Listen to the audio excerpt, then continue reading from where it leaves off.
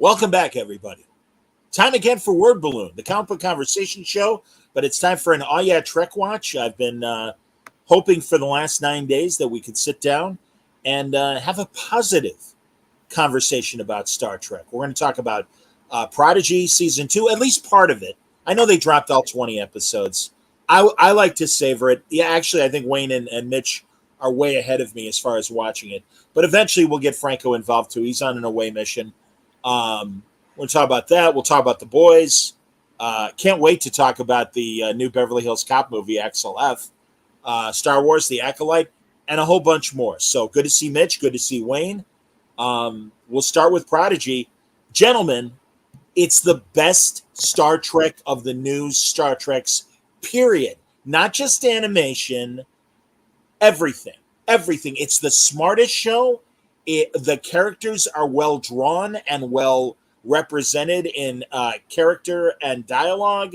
God, the two annoying ones have gotten better.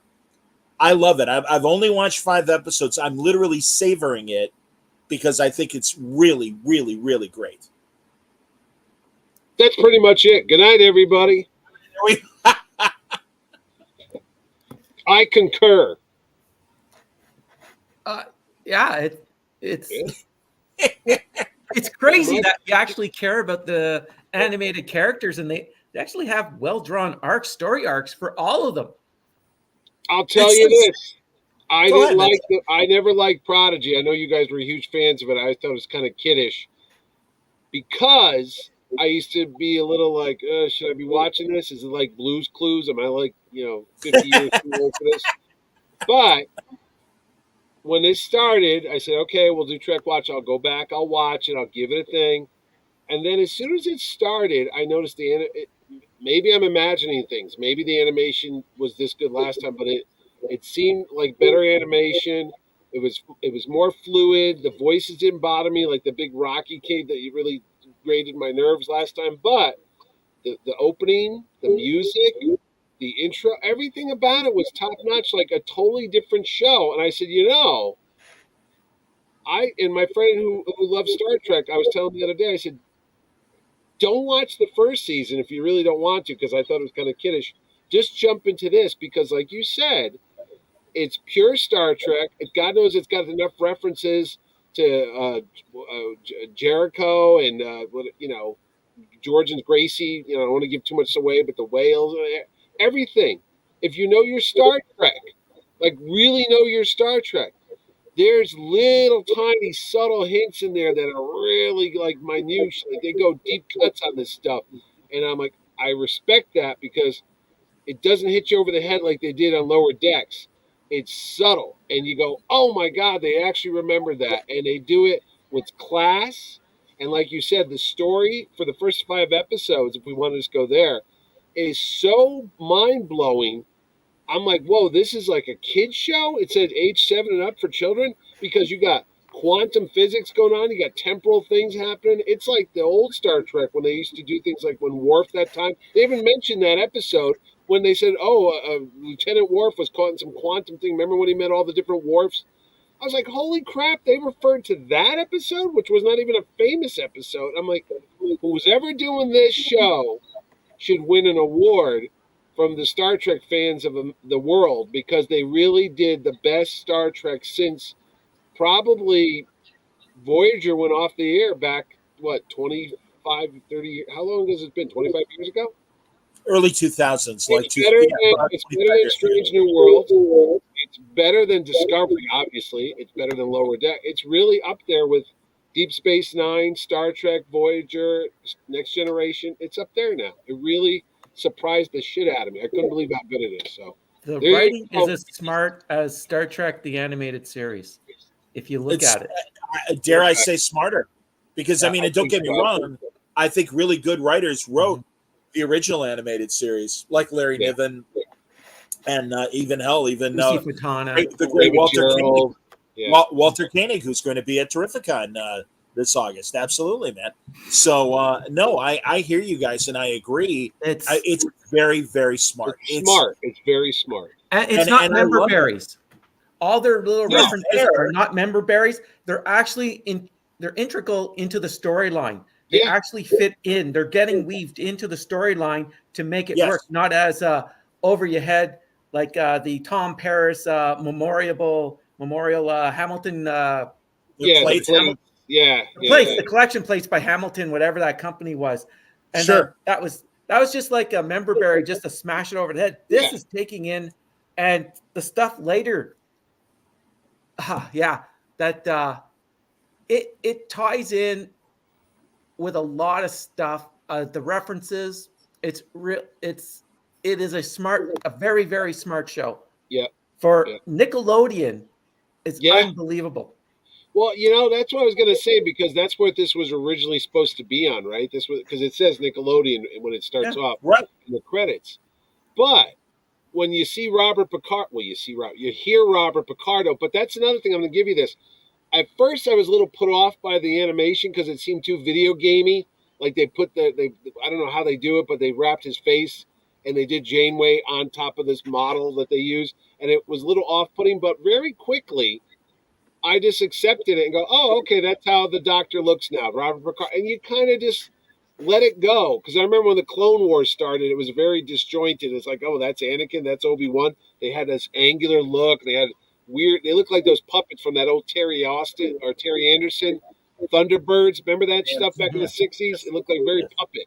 But this, very quickly, like I said, I just kind of got into the world of it. And you didn't watch them all yet, Joe, but I watched the first 5. It's almost like a movie, the way they just kind of tightly told it. But one of the things that's bugged me is the fade to black in every chapter, because this was really intended to be on a commercial television, because you could see the act breaks, like what the hell's happening, and then it just goes back into it because there's no commercials on Netflix. But I have no idea what happened behind the scenes, the production, what they were expecting to this, because I don't think this would have done well on Nickelodeon. To be perfectly honest with you, it's a very focused Star Trek audience, and I don't think a 7 or 8-year-old kid would have gotten into the show because No, but we've seen if I may, we have seen Marvel shows for tweeners, 12 to 14 or whatever.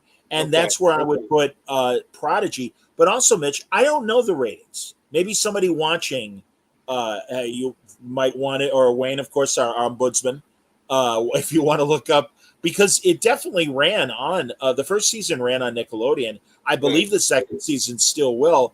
And as far as like why, they shuffled it off to Netflix, I don't know. Other than the fact that Paramount is in dire financial straits, they had to slash and burn everything. Yeah. As I was telling you, Mitch, or I think I was telling you earlier, maybe this is going to be like Young Justice was for Warner's, in that they only wanted the 2 seasons, and they're like, all right, we don't really like this show, or whatever. And all of us fans went, we like this show, and we want more of this show. And it ended up getting a couple more seasons, and they didn't like what Greg Weisman was doing, the showrunner of Young Justice. And he proved to be right, because that was in the midst of the New 52, and we like Superman with a real tight V-neck collar, and nobody looks like they should. And Weisman's like, well, we like the classic look. We're going with that. And my God, what a great show Young Justice was. I'll tell you, I don't know if it's they're having a fire sale over at Paramount and they need to get money from somewhere, because I saw something on the ticker today that Skydance agrees to buy Paramount. Is Skydance isn't Skydance the production company that produced like the Star Trek movie? I'm trying to get like, who the hell is Skydance? Like, They also did that Mission robot Impossible. worked with them, right? That was Abrams' company. Right? They've been the financial producing partners to Paramount for a really long time. Now, if that's brand new, that Skydance is suddenly back in the picture again. Yeah. Okay, because really, the rub was, prior to this, they wanted to buy Paramount, but Paramount owns a lot of movie theaters. That's like, hey, we got a lot of horse and buggies. We know it's 1905. We got a ton of horse and buggies. Well, the wrong asset if you're trying to sell the company. And Skydance doesn't want the movie theaters because they know that's a losing business proposition. Right. So it got to the point where Sherry Redstone, head of Paramount, said, all right, it's off the table with Skydance.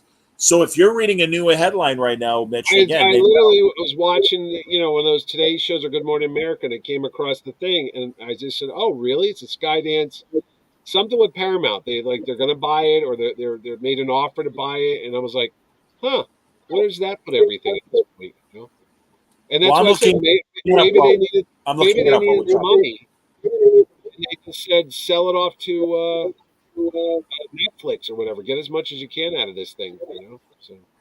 I'm going to read from a Yahoo Finance story right now about that. Entertainment conglomerate Paramount will be merging with Skydance Media. The deal follows months of negotiations between Skydance and Sherry Redstone. Her family owns 77% of Paramount voting shares. The production company Skydance was formed by David Ellison, the son of billionaire and Oracle founder Larry Ellison, in 2006. They've been a co-producing, co-financing company for Paramount. A powerhouse in the entertainment space, Paramount comprises the namesake movie studios and TV studios, streaming, and CBS. The deal is valued at $28 billion. Wow. It's expected to close late in 2025. And upon closing, Ellison and Redbird Capital will invest $8 billion into new Paramount. Ellison will serve as the new CEO as new Paramount, with Jeff Shell, the former CEO of Universal, as president.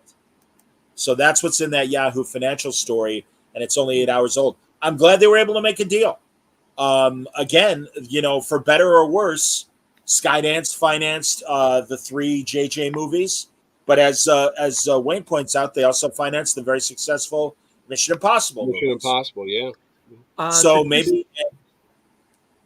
Sorry. Go ahead, Wayne. The 2 seasons of this Prodigy are Y7.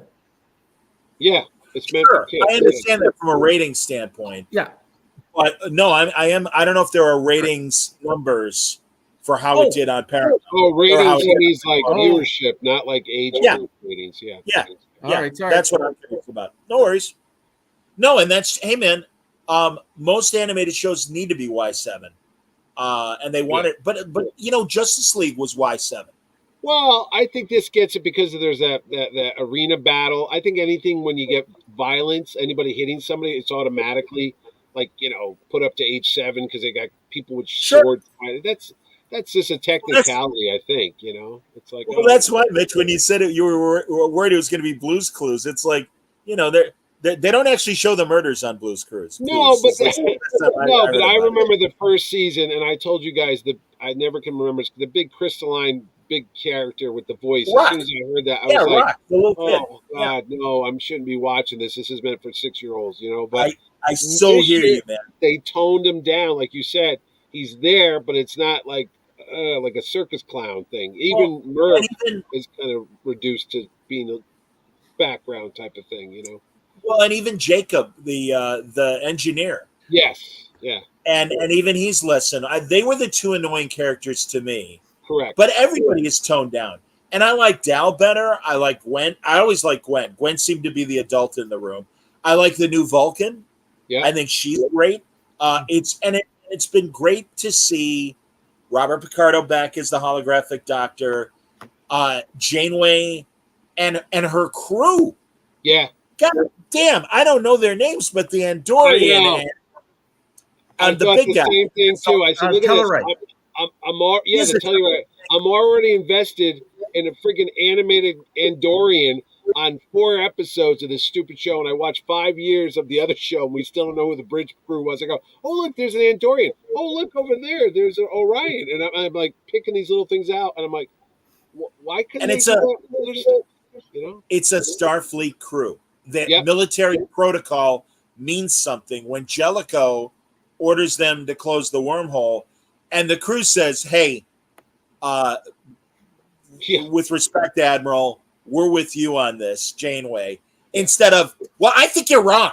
No. And I know you told me I can't speak my mind, but I'm going to speak my mind. And it's they still follow the orders. That's the big point. They still did what they were supposed to do. They fired the bomb into it, and then they collapsed it. Spoiler alert. It's the wormhole. The other one would be like, we're not doing it. We're not. Or you know what? You don't see Janeway on the outside riding the goddamn bomb into the fucking into the wormhole like freaking Slim Pickens at the end of goddamn Strangelove. That's what it would be if it was on Discovery. It would be Michael Burnham riding the thing down, and you wouldn't need anybody else to send her clues and how to build a quantum time ship. It would be only Michael will figure it out. She'll figure it out. I assume Gwyn would be the focus character if Prodigy were written more like Discovery. And I give them credit because Dal, is kind of technically the captain or the leader of them. But again, they give everybody enough to do that he's not always. And like you said, Mitch, Rock was my least favorite character. She really was annoying. That little kid voice, she's older. Yeah. So I think, she can't help it. But also, all these kids have moved ahead and are learning their lessons to get into the academy. Yeah. And you buy God when Dal needs to go through temporal mechanics and stuff. It's like, okay, fine. And he's still a little cocky, but it's much better. And of course, I love the Medusan. I forget her name. Zero. Yeah, one of the little Zero. Yeah. Yeah. Oh my God. And I mean, that's why, man. The Hegmans, you gotta give it to them. They really understand Star Trek. And if this is it for them, they should take as many victory laps as Terry Matalas takes. And are they going to, Mitch, or rather Wayne, do you know, are they going to be at the Vegas convention? I would imagine they would. Not the Hagermans. I know Matalas is so far. Well, yeah. There's actually, I was going to say, there's a big Trek show in Jersey coming up in September or October, Wayne. I don't know if you know about it, but it's got Terry Matalas, Jerry Ryan, a lot of the new people. And I was like, oh, wow. Creation is now taking the Trek show on the road. That's what it is, Creation. So they're expanding from Vegas. They're also doing Chicago. Oh. I think that's in October.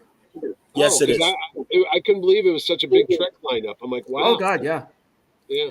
We'll remind people as well that, as we know, and this is actually not a complete photo, but at Terrificon in August, 6 fantastic Star Trek people plus 2 that are not in the photo here. Ethan Peck and Stephanie, the Vulcan from Picard. I don't think she was in it. I don't even remember. Right. And Uhura from Strange New Worlds. She was in that picture. That was Celia Rose Gooding up in the corner. Oh, pardon me. Let me see. Yeah, oh, yeah, there she is. Yeah, in fact, everybody's there except Ethan Peck. And I know this because I just bought Ethan Peck's airline ticket last night.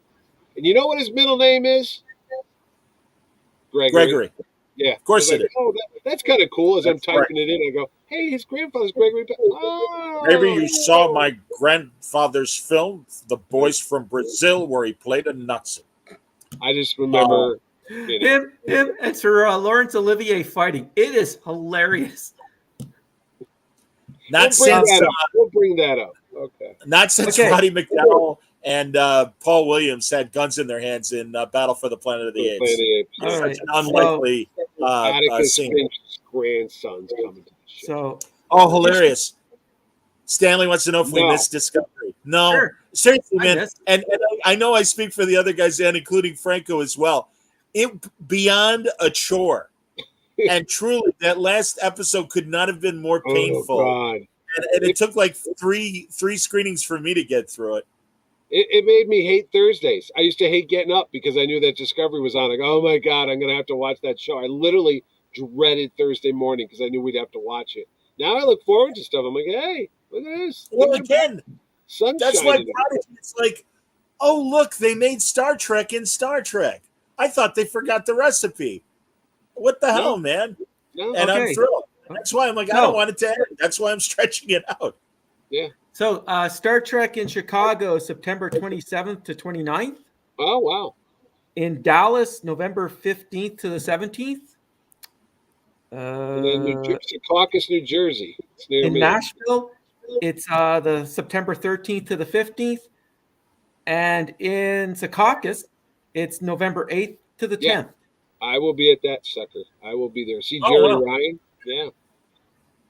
I don't blame you. I gotta make moves and get my press request in. And it's great. It's at the Hyatt. Whoa. If I decide to go, I can get my Hyatt status. No. That's no, it's a great hotel. Yeah. No, I was going to say Robert Beltran. I don't know if that was a spoiler, though I do hate that on credits nowadays. They list so many people. So when you go to watch the show, you already saw an actor's name, so you know they're going to be on it. It was on a couple other shows we were watching in the past when they go, oh, what a surprise. Oh, yeah, I already saw his name on the credit. So it kind of takes away. But you knew that Chakotay was going to be on there because that's all they talk about. It's like In Search of Chakotay. Yeah, that's the main story. So, yeah, I know, you know, lost in time. It was cool. It was cool. And I think we've seen almost everybody, haven't we, at this point? We've seen Tom Paris on Lower Decks. We see Janeway. We see Robert Picardo. Seven of Nine is on Picard. Who's left? Haven't seen Harry Kim. We haven't seen Harry Kim, and we don't know whatever happened to Neelix. We haven't seen B'Elanna either. Yeah. Oh, yeah. Wait. Unless she's on a later episode of Prodigy. Oh, no, I don't know. I thought they referred to her as once. Like, oh, I'm at episode 17. She's not there yet. No. Okay, and then Mitch, how far are you? Well, I told you I have a compulsion problem. I watched the first 5, and then I skipped ahead because I was getting anxious. I was like, oh, what's going to happen? What's going to happen? So I started going through all the descriptions. I jumped to 18 and 19 and 20. I think I watched. Okay, if you want, we can just make it like 2 weeks of Prodigy, and I'm happy to watch the other 15. Well, why don't we do five episode blocks? That's fine. Yeah, I would love to really involve Franco in the discussion as well. And Franco's, he's away, but he'll be back. Yeah. Yeah. So there's 20, right? There's 20 episodes. Yeah. Well, like I was telling Wayne, man, I don't know how to break it to everybody, but I have a bad feeling we're going to be doing weekly shows for a while because Cape Crusader is coming up in August. We got to talk about that. The Boys is still going on. We'll get to The Boys in a second. God, I was just saying to Wayne, one of my favorite Sci-Fi Channel shows, probably the only Sci-Fi Channel show I really look forward to, The Ark. Season 2 starts next week. Wayne is staying on top of Orphan Black, Echoes, the new spinoff. I was hoping for more. I'll be honest, in a puerile standpoint, I was really hoping that Ritter would be in her underwear a lot more, and it doesn't look like she is. And I'm a big fan. Canceled, ladies and gentlemen. Good night, everybody. Everybody. Well, I said it was puerile. I warned them.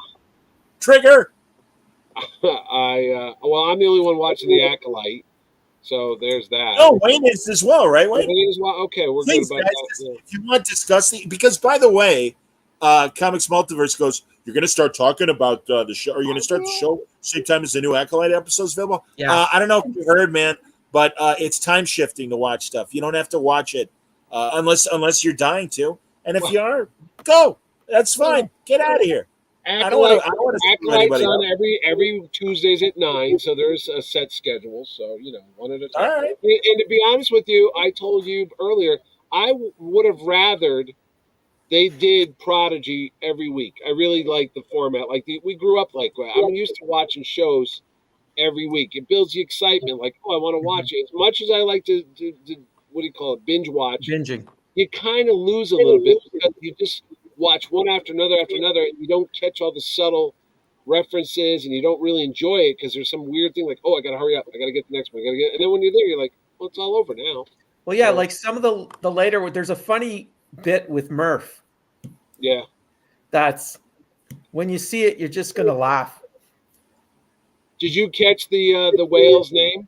Did you catch that little subtle? No, tell me again. It wasn't Gracie or George. No, it was Gillian, which was the name of the character from 1980. Oh, that's funny. Sure. That's, what's her name? Gillian Taylor, I think that was her name. Catherine Hicks. Catherine Hicks, but the character's name was Gillian. Gillian. Oh, no, absolutely. Gillian. So the whale's name is Gillian, and I'm like, they named the whale after. That's great. Maybe that's George and Gracie's kid, I guess. Did not even think of that. Yeah. Again, it's like 100 years since Kirk and the whales. So yeah, maybe it's the daughter or a granddaughter or whatever. Because Gracie was pregnant, remember? Pregnant. That's right. It's very good. That's what I'm saying about this. It's just such a subtle thing that I saw it, and my brain goes, "Wait a minute, why is it called Gillian? Wait, what was the name of the Catherine Hicks character? Holy shit, that's the whale's baby!" I'm like, "Oh my god, that's Spock's son." That's great.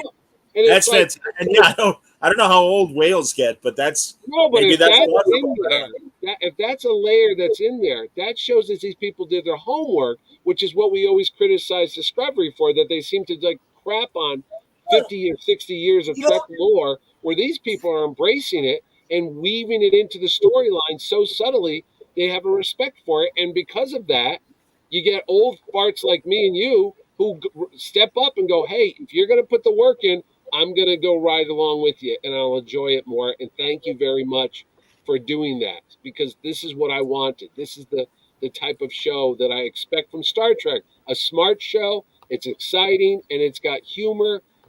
This is really, I know it's animated, but like you said at the top, it's really the best Star Trek in years. So, I mean, what Mitch says, it really holds your attention that you want to watch the next episode. Like it would have been a lot better if they released it weekly, as opposed to just dumping it all, because you do want to watch the next episode. It's not like sometimes there's cliffhangers, sometimes there isn't. They start a new story, but it's just there's something about it that is, again, it's the smart route, and it's a smart Star Trek show. yeah. well, and you don't need that we've watched so far. It's kind of sad. you don't necessarily need the inside Easter eggs and member pairs. You really don't. I mean, and Berman's Trek, especially Next Generation, that was a hard edict until the Sarek episode, where it's like, no, we're not going to refer to. We're going to do very little of referring to the back end, and they would reject storylines. I've heard other script writers from the Berman Next Generation era talk about different ideas they would pitch, and they would always reference like, oh, I had a Guardian of Forever idea. No, we don't want that. That's a reference to the old series. We're making new stuff. And the great thing is, I think the A story of Prodigy and the Protostar and Chakotay missing is it. I mean, well, I guess because it's Chakotay and they're in Voyager and the Doctor and Janeway are there. But regardless, it could have been a different ship with Janeway still there or whatever. Yeah. I know Janeway's a regular, but regardless, it's just good. It's just good on its own. And all the other stuff, and you're right, Mitch. I mean, mentioning Jillian and everything, that's just gravy. It's like, oh, that's even better. And like you said, it just shows they respect canon, they get it, and they're able to tell new stories without changing canon. You asses. Oh, that gets me, man. I'm still angry about it. No, seriously, I'm watching the show and I'm waiting for all the references now. So they go, oh, the rest of Starfleet or whatever the real is too busy with the Romulan evacuation. And then I'm literally walking around and go, wait a minute, what year is this? Oh, the planet's blowing up. So they're getting everybody off of it. That's going to cause Spock to go back in time to create the Kelvin universe, because isn't that what the whole thing was? He was trying to save. Oh, you're right. Yeah. You're right. Yeah. I mean, yeah. With the red matter. The red matter. So that's what I'm saying. This is how crazy this is, because I go, wait a second. They're tying in the movies. I was thinking of season 3 of Picard, or no, season 1 of Picard. Oh, with that Romulan problem. But they're tying in events that are actually happening at the same time at this storyline. As you're watching this, and they even mentioned the Cerritos, which I'm like, yes, oh I thought that. That made me laugh. Yeah, everything in together. I mean, literally, you got every show is being pulled into this one grand finale. Maybe they knew it was only going to be one season, and they're like, you know what? Go for broke. We're not getting an order for number 3. Let's put everything there is, because this is it, man. So, I hope to talk to the Higmans about it. I'm doing what I can to arrange for an interview. They watched when I talked to the Benson sisters about season 1, and at least one of them did. I forget if it was Kevin or Brian, but they were really, really nice about it, and like, oh, really glad you like the show and everything. I'm like, come on, word balloon. I want to talk to you, man. Yeah. But anyway, Acolyte. Okay, so we're done with Trek for now. We're done with number 5. Unless you have more to feel free if you have more to say. Me and Wayne, I don't want to spoil it for you, but I'm just saying. So number 5 is really cool stuff in the later episodes. It's just really well done. Like, so, okay, we'll talk. So, real quick recap: the B story with, and I can't think of the character's name, the one that met her father from the other time thing. Gwyn. I was like, every time they shifted over to that story, I was like, could you hurry up and get back to the Janeway thing? Because I really want to see what's going on over there. It's fine, but I don't know. I wasn't that engrossed into it. I was like, I get it's a part of the show, but the B story with her wasn't my favorite part of it. But watching, I love when they went to Starfleet Academy because even the fact that they mentioned that what's the name of the squad that Wesley Crusher was Nova on? Squadron. Yes. They go, oh, that's the squad, and they walk by like they're the the kings of the cock of the walk because they're the best ones. Yeah. Go, that's the squad that the Crusher was on, and blah blah blah blah blah, and all this stuff. And Wesley's gonna whatever. Anyway, I know. I heard Wesley is in it. okay, then all right, yeah. Again, I don't want to spoil everything, but they even made Will Wheaton cool. And you know how hard it is to make Will Wheaton cool, buddy? They even made the hair. They even made his scraggly beard look cool, and I'm like, oh my god, that's crazy. Well, again, they proved they could do that last time, the first season, when they got the outrageous Ocampa, and you didn't want to punch your TV. Yeah. So no, these guys know what they're doing. Not only that, I'm gonna about character models or whatever. They even got the sweater that you would see Will Wheaton wear if he was a traveler. It was like kind of like a Starsky and Hutch kind of big sweater. It's like I don't know why he's wearing this big bulky thing. If he's is that what Kaczynski's Traveler originally wore? Is it the same kind of outfit? No, he didn't. But if you remember Wesley's uniform, he used to wear that weird gray thing that looked like Lego logos across it. But then when he was an ensign. Oops, Mitch left. He'll be back. Yeah, like it was the uniform that he was like when he was an ensign. Oh, and also it was blue on top and rainbow on the bottom. It was like, wow, Wesley's really progressive. He supports Pride Month. That's fantastic. Yeah, it was and oh man, you'll be happy. There's actually references to stuff that you're just going to go, cool. I'm thrilled, man. And again, it's like we said, we dreaded watching Discovery just to catch Mitch back up. This show's amazing. I got so excited about Wesley's sweater. StreamYard threw me off. I was like, what the hell happened? But no, it just looks like something you would see Will Wheaton wear circa 1988 or something. It's very. Right. You'll see it when you get to it. You'll be like, yeah. I wish you guys read the novels because that and I know Franco bought it. That 3-novel thing that wrapped up the book continuity. Coda, exactly. Man, Wesley kicks ass in that story. Wait, and it's really? It's like Crisis on Infinite Star Treks, because it really goes nuts with a bunch of parallel Earths, and to explain that they even discover we're a splinter from the Prime Universe. Our existence is an anomaly and not the real course of events. They, kind of, very meta way admit, all right, listen, we went our own way because we didn't know Discovery and all these new shows were coming.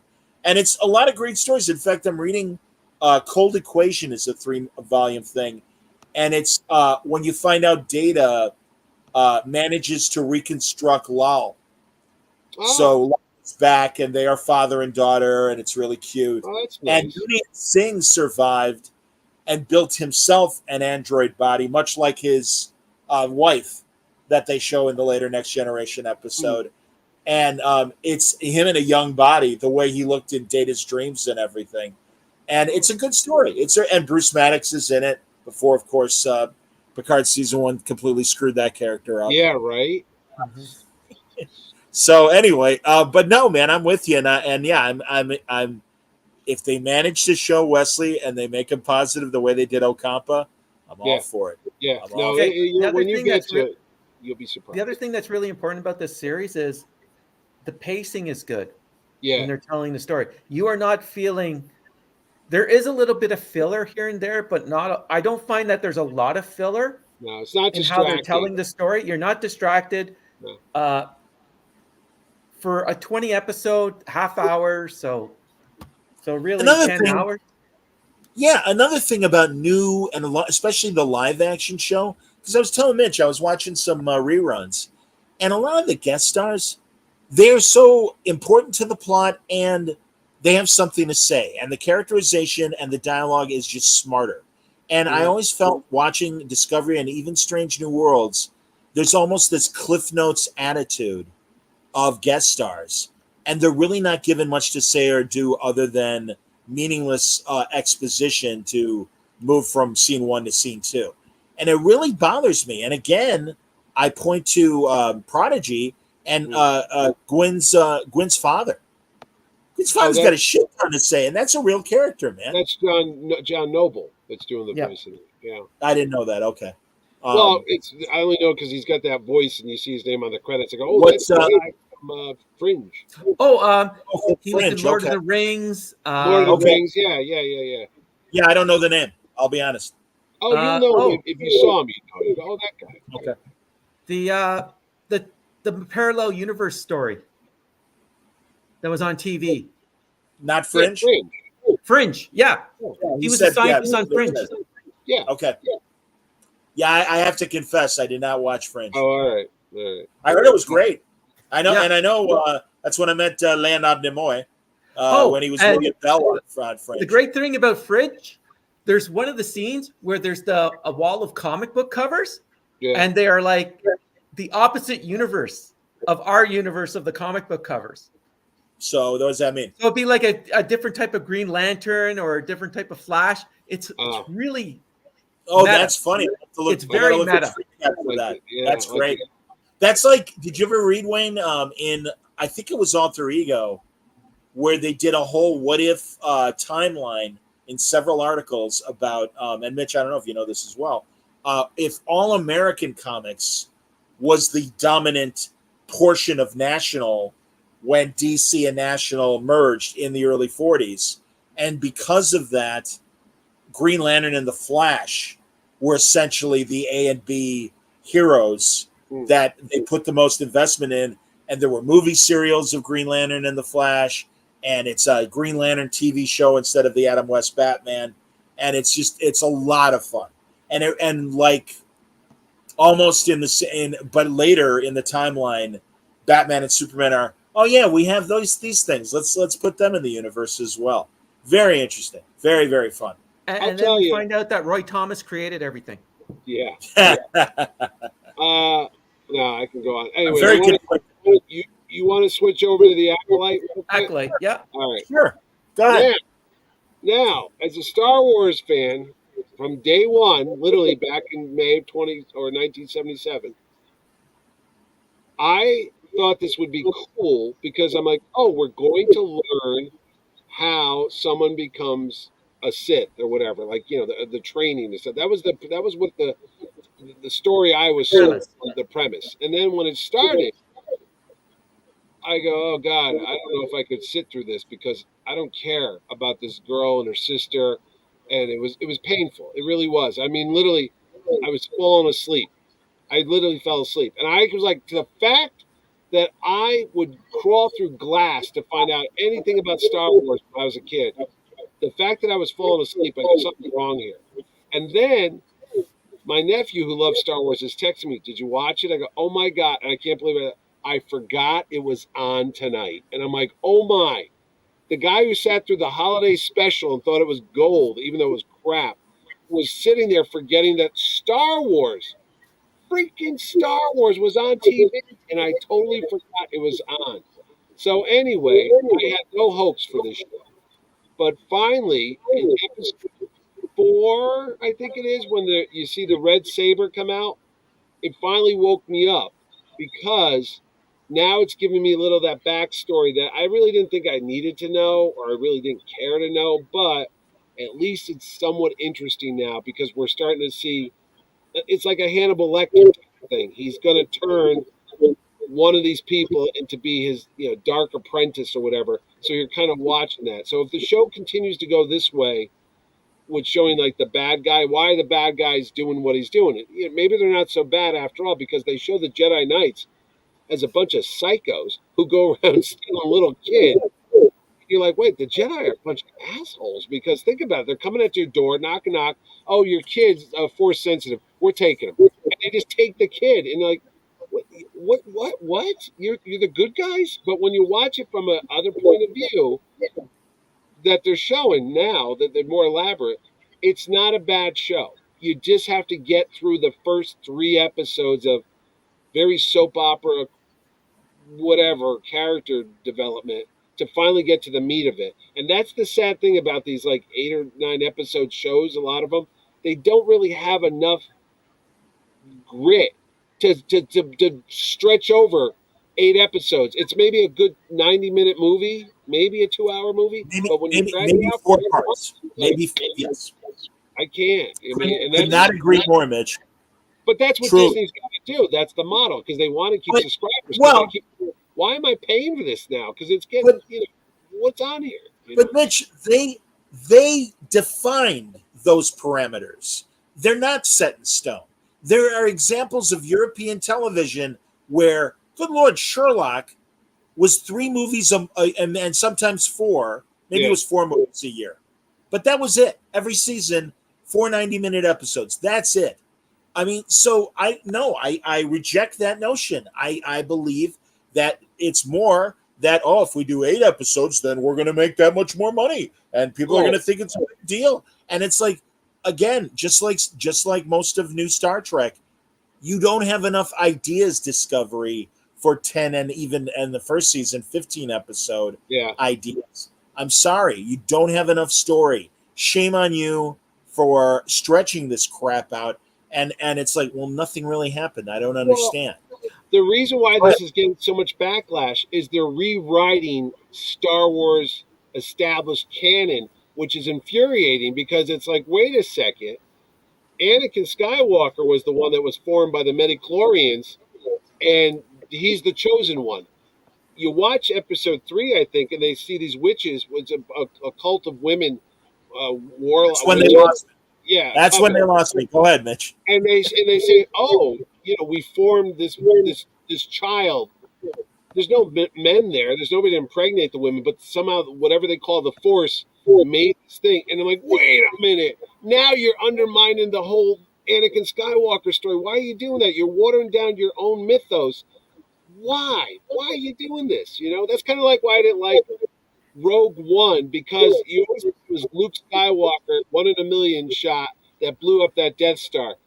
As good as Rogue One was, when you find out that I can't think of the actress's name, the guy that was in Indiana Jones, I just met him a couple weeks. Mads Mikkelsen. Oh, I built a flaw in the Death Star that'll start a chain reaction that will blow up the entire state. I'm like, well, okay. But did you really need to know that to enjoy Star Wars? No, not really. They're kind of making this stuff up. And with this new Acolyte, Sith have been dead for 1,000 years. No one's seen them. It's like a whole big thing when they show up in the Phantom Menace because they've been dead. Well, wait a minute. There's a guy with a red sword over there. How come we didn't know about that? So right then, everybody who sees this guy in his red sword are going to get killed because no one's supposed to know the Sith are there, and this is 100 years before the Phantom Menace. So I'm like, you just kind of, you already, told us what it's going to be, that everyone's going to get killed on the show because the bad guy's going to win. So I don't understand why they're making this show. Are they that hard up for content that they're like, yeah, let's just make an 8 episode thing about this character you never heard of? I don't know, man. Comic multiverse. I think the show is showing that the Jedi are not good people. That everyone, the good people that everyone believes they are. It was shown a bit in the prequels. Go ahead, Wayne. What do you got? Okay. In defense of the witches, I think what people are jumping on, especially a lot of the haters, is it was a subtle nuance that they said that they created life, which could be artificially inseminated. So while there may not be men there, it wasn't that there was a virgin birth with the midichlorians. That it sounds like one of them was more of a scientific individual. One of the mothers was a scientist, and that she created. And that's what they didn't want the Jedis to know, is that they created life. So that's a little difference than a virgin birth where all of a sudden Simi Skywalker had a kid and she doesn't know how this happened. But where in this case, the witches actually created life, not only just created life, but created life with the ability to tap into the Force. The other thing that people are getting all bent out of shape over is that they talk about the Force being a thread existing through people. But if you remember what Obi-Wan said, the Force goes through you. It's inside you. It's all around you. Everything, it's a slight nuance of what he said. And I think it's a lot of the haters are just jumping on it just for the sake of hating. There are certain things, I don't think it's being rewritten as much as people are saying it's being rewritten, is that as soon as they see something, they're not listening to what they're saying. The witch's concern were that the Jedis would have found out that they could create life that can tap into the Force, which is it's a scary thing to the Jedis. And again, it's the if you some of the conversations at the Jedi Temple on Coruscant was that the government is concerned about the power of the Jedi at that period of time. So that's why there's a lot of concern with how much power does the Jedi actually have. And this aspect of that, if you can create something, think it's like creating the clones for the Clone Wars. So I think that people have they listened to it, but they listened to what they wanted to hear and then jumped off. But when you listen to the way the witches were talking, they were talking about creating life. And they didn't say how they did it.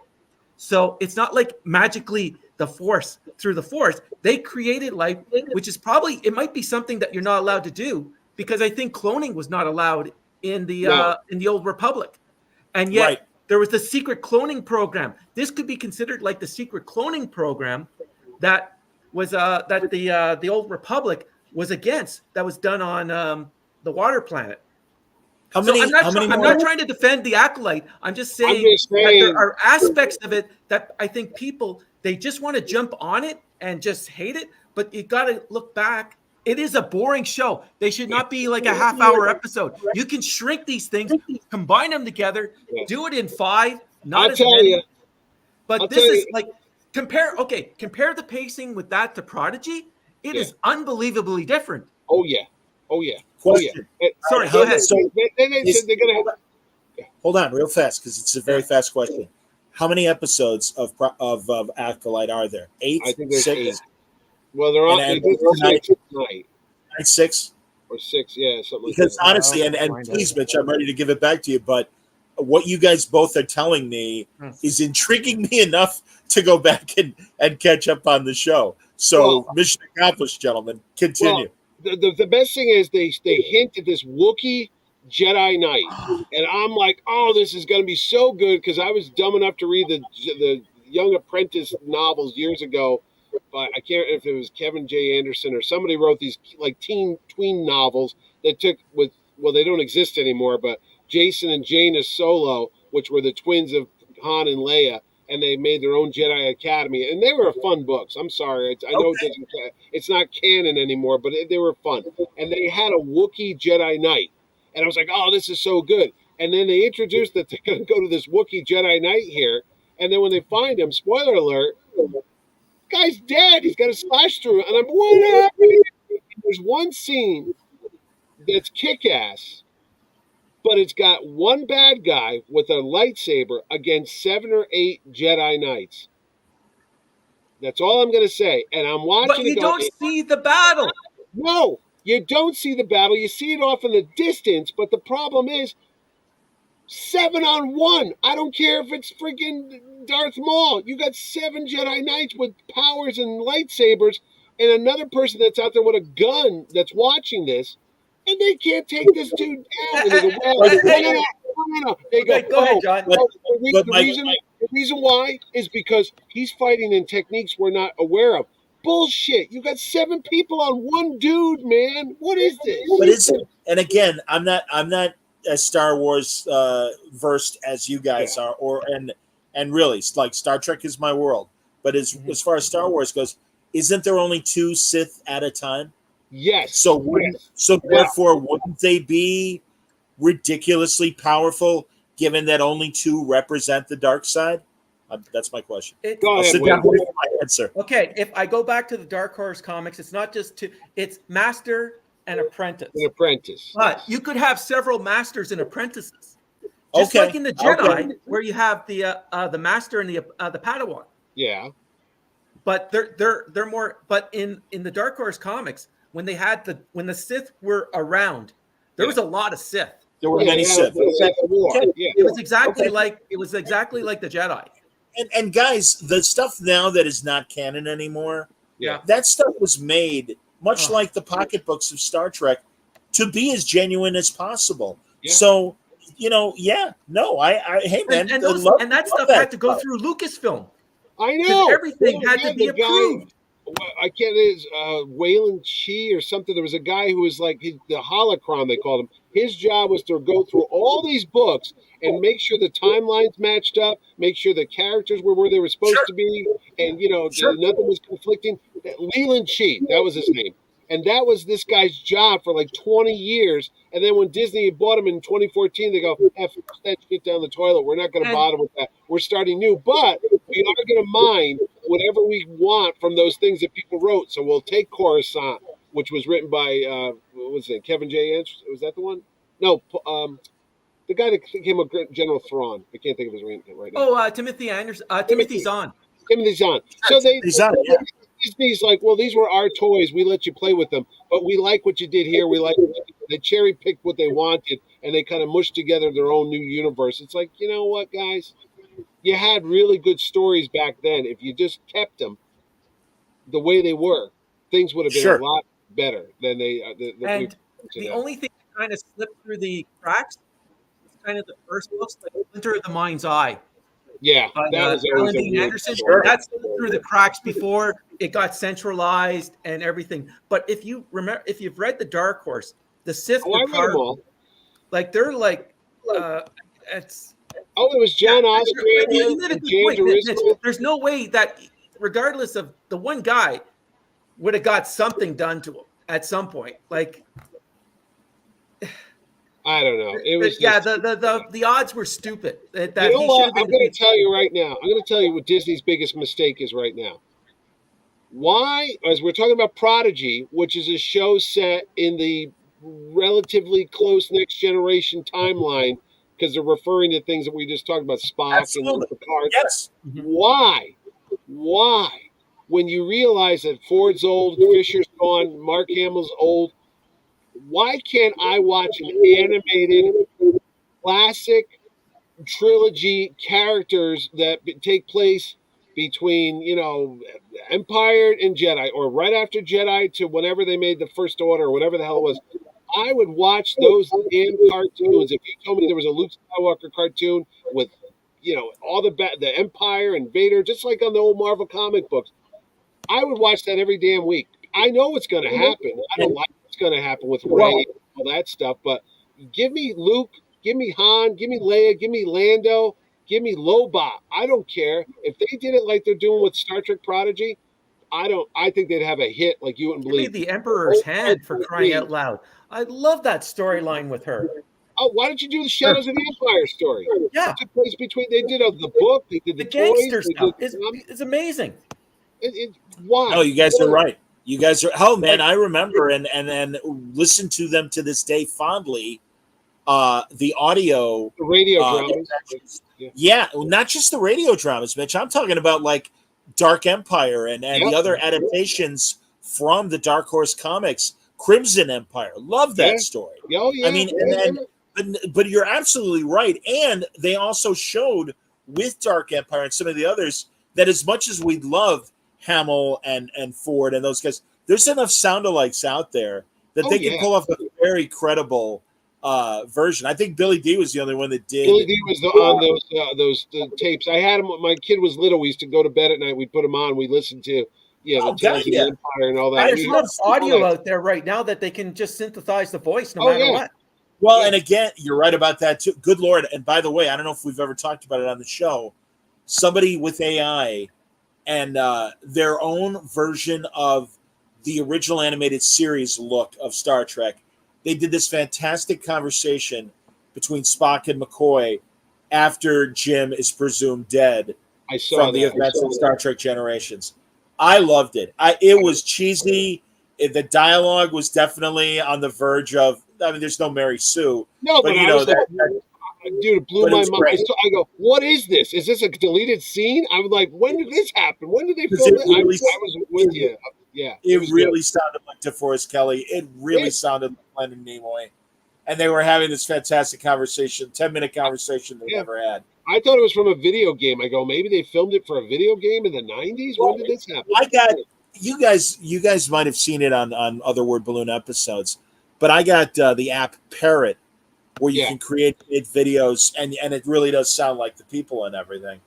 And I was really hoping for more classic people because I'd love to have Jimmy Stewart say something or God, I wish somebody would do it if it doesn't already exist. Maybe Ethan Peck could do Gregory Peck for you. Maybe he could do it.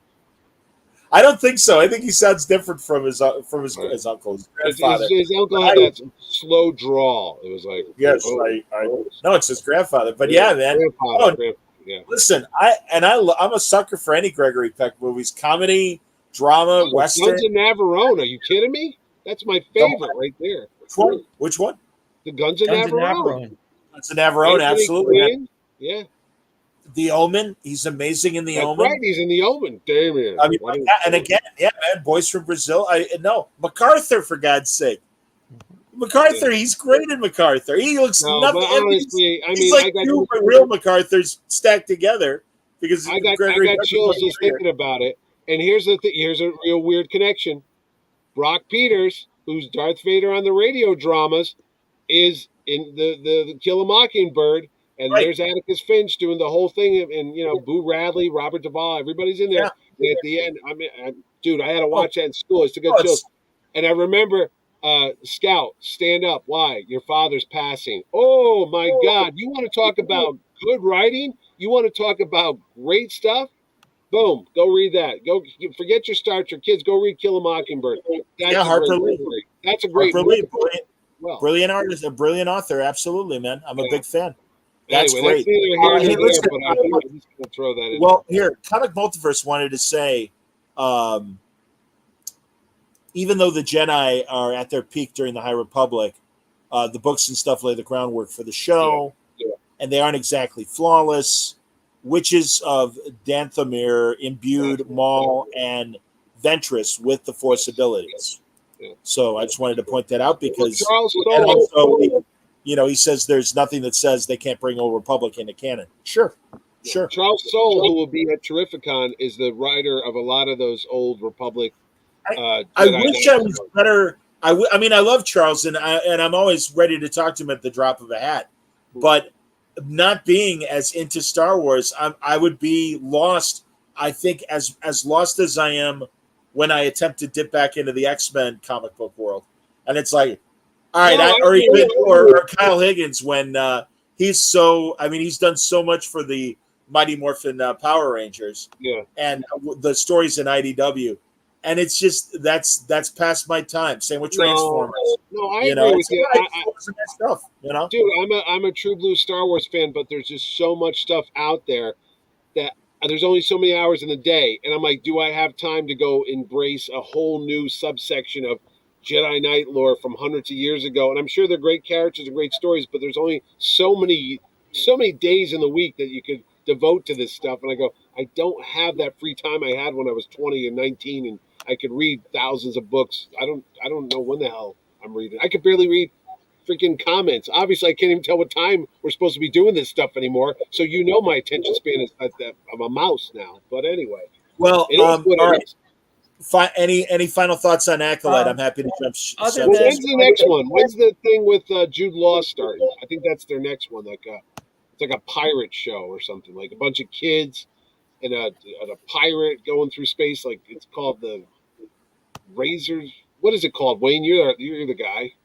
The next Star Wars live action show with Jude Law. Shit. Crap. Oh, wait, that good. It's got like a name. No, it's. They could just combine the episodes because there's nothing being told in like single episodes as the way they are. They're like 20. Some of them are like 24 minutes, or like they're like a half hour. Like last week, it was like it's over. What the hell? It was like 20 minutes long. But anyway, that's Star Wars. You guys talk about Axel.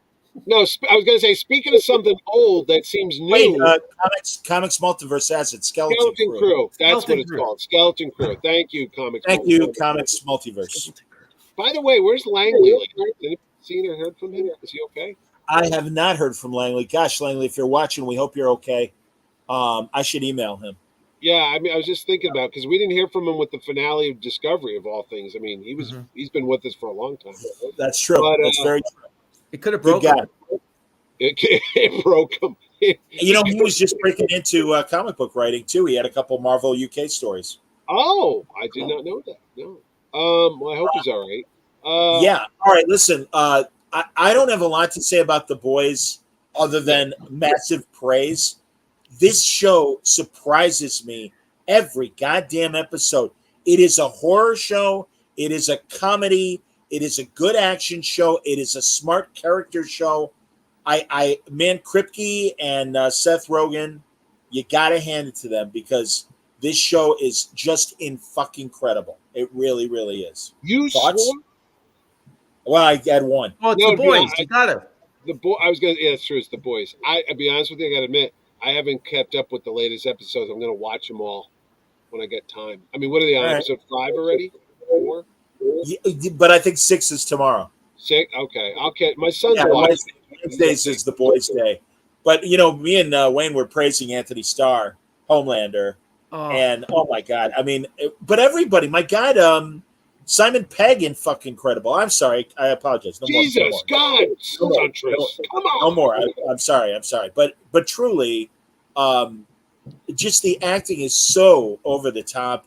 And I forget the character's name who used to run Vought, and they brought him back. Oh, I'm sorry, Mitchell. Giancarlo Esposito is the actor. Yes. Yeah. Man, that guy, nothing but gravitas every time he shows up. Jeffrey Dean Morgan is terrific in it. The whole regular cast is fantastic. The kinks that we're learning about the new characters and even more the old shit. The Deep is still very, very funny in its dysfunction.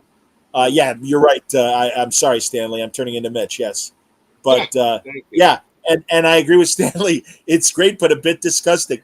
I mean, gee, I don't want to spoil it. I don't know how far Mitch is. But, is it grosser than the thing last year where the guy's penis exploded? Yes, It's grosser than that. Oh my God, I don't think that's possible. It's the only show that I literally recoil and go, oh man, what am I seeing right now? It's the truth. It's so good. It's so good. Yeah, is Soldier Boy still on it? Because he's eating pizza next to me. No, he's taking this season off. I hope he's back for the final season. I love that guy. Yeah, there's a terrific ad for Jensen or no? Well, he's in. He eats at the pizza restaurant what Ordway and I do. All right, that's not terrific. That's as far as I got to him. I can't get him to come to Terrificon because he wants a lot of money. Jensen Ackles and Jeffrey Dean Morgan is actually in town filming The Walking Dead, City of the Dead, or whatever the hell it's called. They're filming it here in Connecticut because it kind of looks like beat up old New York. I guess that's a good thing.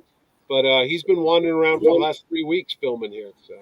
He was amazing. I only had the one encounter with him at the Watchmen press junket at WonderCon back in 2009. But he was great. He was very personable. He and Jackie Earle Haley were my two favorites in the Watchmen cast. Yeah, he's really nice in person. Like he's hilarious. I had a photograph of him killing me with a lightsaber, and I brought it to him, and he said, "Dude, this is awesome." And he wrote, "To Wayne, you really slay me." There you go. Like I was telling you guys, what I love about The Boys is with Carl Urban, I want to see another Dredd movie. I want to see another Trek movie. Like this guy is. He's a good actor. Yeah. And I know he wants to do Dredd. Every time I've talked to him about Dredd, he wants to do another Dredd. Yeah, it's a shame. It's unfortunately Dredd is still a cult thing. I mean, and it's such a shame because that movie was exceptional. If they did Judge Death and all those creepy characters that were in the Brian Bolland books, that would be over the top because they made it too street level, which is fine. That's Judge Dredd. He was going after the drug dealers in that whole giant complex that had the Lena Headey. She was the bad guy, and they were on that drug, and everything slowed down. Slow-mo. Great. Yeah, it was nicely done, but I wanted to see that weird over-the-top mutant stuff that used to be in those Eagle comics I used to pick up in the 80s. I mean... Yeah, like the Cursed Earth. They could not do a Cursed Earth movie. Oh, man, it would be great. Judge Caligula, where you had Judge Fish. as a Yes, part of yes. the. That would be a And it's cool a fish. animated thing, It's a goldfish. Yeah. And Caligula's gone totally crazy. He's the head judge, and he's made a goldfish a senior judge. Yeah. It's Caligula, like you said. Yeah. Yeah, man. Yeah. Why not? Why not? I That's mean, funny. at this point, And the they've Burger done Wars, that you could not get in the reprints when it got reprinted in North America back in the 80s, where they reprinted it in the Titan books. They had to exclude the Burger War chapters from the Cursed Earth story because Why? they actually had Ronald McDonald fighting Burger King. No But kidding. in the yeah, there's about 2 or 3 chapters dealing with the Burger Wars. I that you never could not heard get. about this. No. Yeah, but you could get them now. Somehow, Titan was able to get it past all the licensing aspects for the, I guess, under parody, because you had the Jolly Green Giant in it with the Sprout. Oh my God! That part of the Cursed Earth story is hilarious. Did not know that. That's great, man. You The know, Burger that's the Wars. thing that I am twice removed from being a really direct 2000 AD fan. I have my stories that I love and my characters that I love. I'm a huge Rogue Trooper fan, for example. And I've read a handful of Dread stuff, but nowhere near, obviously, the body of work that exists. Rogue Trooper, Slain, ABC Warriors, Nemesis Warlock. Yeah. Yeah. I'm surprised that none of these Netflix. Why haven't these Netflix picked this stuff up? I mean, they're doing like every comic property out there. That You stuff can do would be, this. it's gold. Mills wrote some amazing stories with that. Stephen Grant? Stephen Grant, Yeah, Stephen Grant, sure. Yeah, John Wagner. Like John Wagner, Yes. yeah. He was the stories that came out of 2000 AD are amazing. And it just every 6 months or so, I check in with Pat Mills. Again, I only barely scratch the surface of my knowledge of his stuff, but regardless, I love that he's making new stuff. And got it. I know it's like talking to a Neil Adams or a Denny O'Neil as far as comparable careers, as far as British comics go. Yeah, and it's weird. I've got my Brian Boland shirt on tonight. Yeah. I didn't even realize Forbidden it. Planet. Yeah, Nice. I was just looking down, going, "Wait a minute, I'm wearing that tonight." So. Mike McMahon, great, Kevin O'Neill. I could go through the literally, not the literary. Well, I just talked to Diggle. Of, I just talked to Diggle last month, and another guy that I've The Losers is such a great comic book series. Oh yeah, him and Jock. Yeah.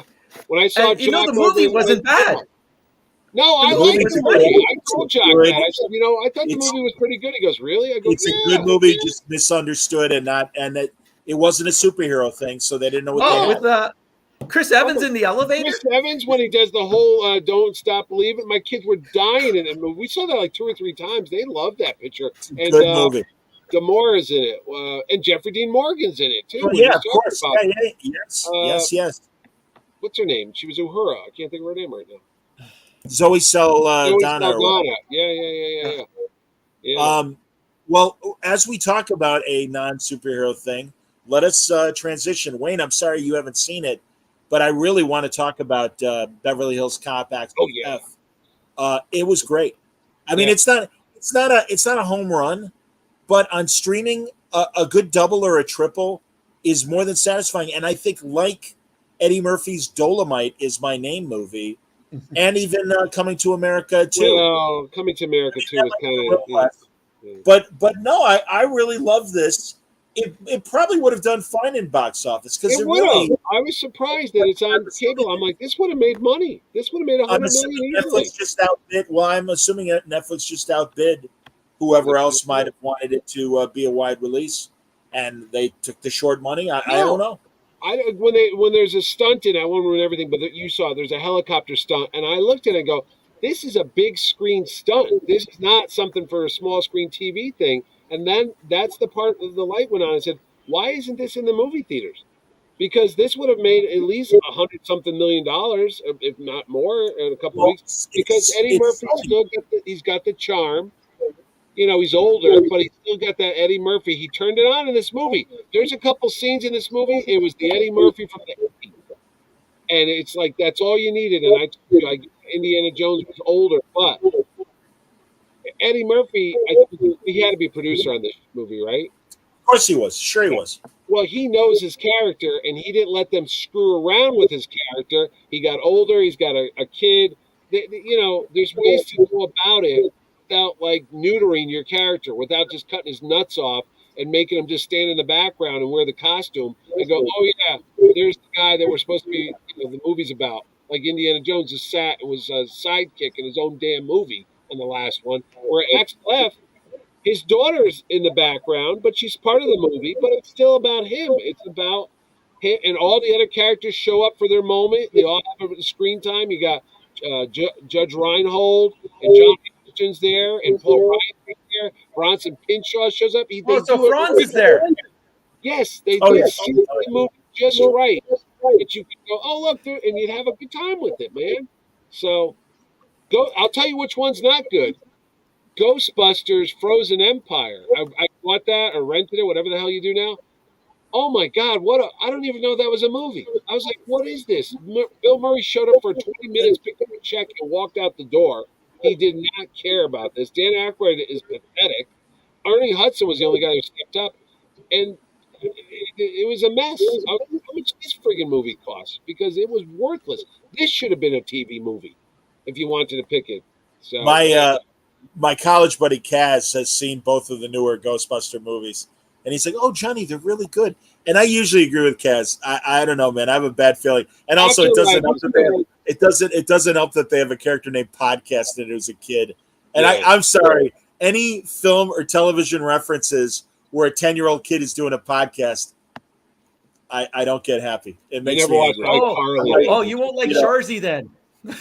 Oh, there you go, man. Well, I forget what another TV show that there was a montage of this elderly woman being annoyed, and her grandson's like, "Grandma, you said you'd be a guest on my podcast," and I'm like, "Oh man, don't do that." Wait, but I'm not done with Axel F, because everything he said, I agree with Mitch.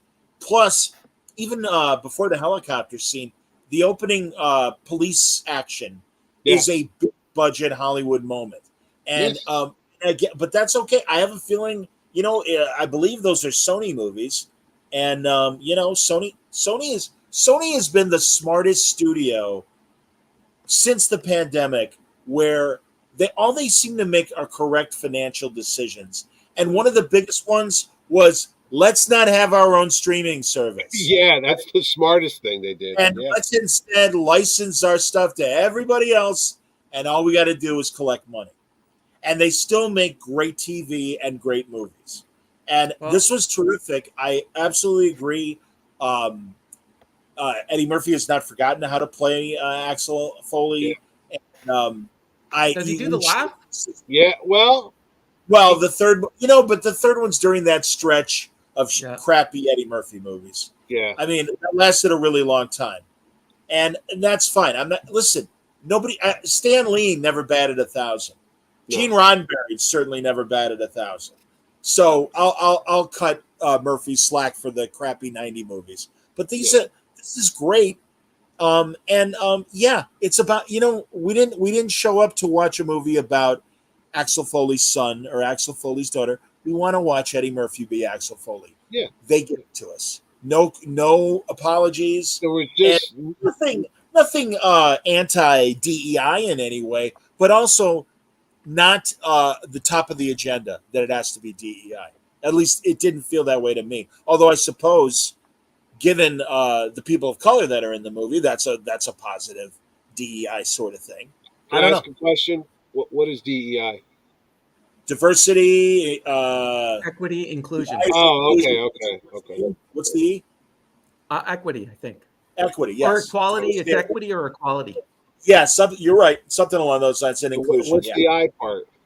Inclusion. Oh, okay. And I respect the idea, but I also think you have to give us good characters and a good story. That's all I ask for. No, I think you're right. It was well written, and it was fun, and it was a good story. And I didn't think no one sat there and said, "Oh, do this to make sure." He just made him a good movie. The new additions, Joseph Levitt is great in it. Joe Levitt's in it. Yeah, Kevin Bacon is great in it. Kevin Bacon, yeah, it's a good cast. No, it really. it really succeeded, and that was a big relief. Oh. You know, you guys might remember about 10 years ago, they were going to make a new Beverly Hills Cop TV series focusing on his kid, and Murphy was going to be in it, but you know, kind of a background character. And it's like you just said, Mitch. No, we want to watch a new XLF adventure. I never saw the third movie. I didn't see it either, actually, and they kind of subtly referred to it. Did you notice that? When Absolutely. Looking at his face file, he goes, "You were here in '84. You did something there. You had a little bit of a rough spot in '94. We don't want to talk about that." And I'm like, "Wait a minute, was that when Beverly Hills Cop 3 came out or something?" So it's kind of it was. I think a desperate. 84 was when it came out. Yeah, it was kind of a desperate after Vampire in Brooklyn and and the Norbert Child and Pluto Nash. Well, hey man, guess what? I love the Golden Child. Did you really? I will defend that movie on that. I saw that with my dad, and he was so disappointed because Eddie was just coming off of 48 Hours, Trading Places, Beverly Hills Cop, and I think the next one was The Golden Child. And it was, Paramount, and this is the new thing. And my dad took me to see it. We're like, this is going to be so great. Eddie Murphy's in this, like, mystic Indiana Jones type of thing. And we're sitting there going, it's the perfect co-feature to Big Trouble in Little China. Yeah, it was like a Big Trouble in Little China. That's exactly Which what it was. is great. Yeah, but that's fun. That's great. Those movies endure. The guy who plays Saddam Numsi, the bad guy, and he's also the bad guy in The Last Action Hero. I mean, he's just a guy that, he walks out and immediately, I'm sure Interpol, anytime he travels, he's all right, what are you? Hold it up against the wall. Leave me alone, man. I'm an actor. Yeah, right. You know what? Wayne, you mentioned his laugh. I read an article the other day. Eddie Murphy says he doesn't do that laugh anymore because he had heard that people were laughing either with him or at him or something like that. He just said he became conscious of it, that whenever he laughed, people were like, oh, there's the Eddie Murphy laugh. So he said he's kind of stopped doing it. And it's kind of sad because that was really Eddie Murphy's laugh. I remember as a kid, you'd hear that. It was very infectious. Sure he was laughing like everybody else, and you'd hear that laugh. You couldn't help but laugh along with them. But now he's gotten older, and it's kind of like, well, I don't do that anymore. I'm like, oh, that's kind of... Mitch, I hear you, and he so could have been Jerry Lewis in The Day the Clown Cried, where he's still wearing his Gucci shoes, even though he's a prisoner of war in World War II and everything. Well, anyway, he doesn't... I hear what you're saying, and I agree. He it's hard for him to channel, and I've heard him saying in interviews as well who he was in his early 20s. He comes close enough. And also, it's kind of like Stallone in Rocky Balboa and the Creed movies, where this is a smarter version of the guy from the 70s and 80s. He is older. He's kind of learned. And I think you even see that in Murphy's portrayal. It's just fun. And that's all you want from a Beverly Hills Cop movie. Is it? Because let's be honest, 2 really is stupid. Oh no! And I'm watching this movie. There's some effects and there's some stuff that goes on screen that's over the top, Indiana Jones style action, and you go, "This is not reality." Don't even think. There's machine guns going on, and there's bullets flying, and cars are smashing like the Blues Brothers did, and you go, "Okay, I get it. This isn't real." They're crashing helicopters. And what's his name shows up from the Enterprise C, the first officer. He had a cameo. McDonald? Oh, the guy who played Jack Barry in Quiz Show. And he was also in the... No, that's a different guy, actually. No, but Happy Gilmore guy. You're right, Enterprise C. He's Castillo, the first officer that falls in love with Tasha. I don't remember his name, but he's fantastic. I'm a big Something fan McDonald is his name. I don't know if it's... He's Shooter McGavin and he's Shooter McGavin. That's what I'm saying. And he shows up on a golf course. I'm like, oh my God, that's that guy. Yep. Yeah. So no, it's a good movie. I think it could have been a bigger box office and good for Netflix. I'm sure. Hey man, who cares? They got Prodigy and they got this. They got my money's worth this month. I'm not complaining about it. Well, I am because I can't watch Prodigy in Canada. You can't. So they don't have Eddie Murphy on Netflix up there? Oh no, we got Eddie Murphy, but we couldn't get Prodigy. Thank God for ExpressVPN. That's the only way I can watch Prodigy in Canada. Chris McDonald. That's Shooter McGavin is Chris McDonald. Very good. What other new stuff? Did you watch? Hold on. Comments from the people. Stanley says, "Is Eddie Murphy having a comeback?" Yeah, man. And I think it's been going on, like you said, since Dolomite Is My Name. I think he's done a wonderful job kind of reintroducing himself Have to you the ever main. watched the Rudy Ray Moore movies? Yes. The original Oh ones, my God, they're amazing. Yeah. Yes, they're horrible. He's the Black they're Ed Wood. fantastic. Yeah, Yes, he's the he Black is. Ed Wood. Yes, he is. Yeah. But also, much like Ed Wood, it's like you got to give that guy credit. He stuck to his guns, and you're not going to give me the opportunity. I'm going to make my own opportunity.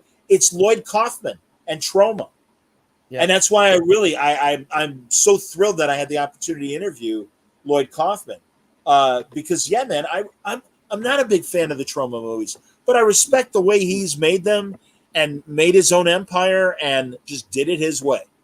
And you got to respect it. I don't like all his movies, but I give him respect because the guy's got heart and dedication, and he put his love in his craft. I mean, I don't think they're all good. I think they suck, but you can't fault the guy. He tried his best, No, I hear you, man.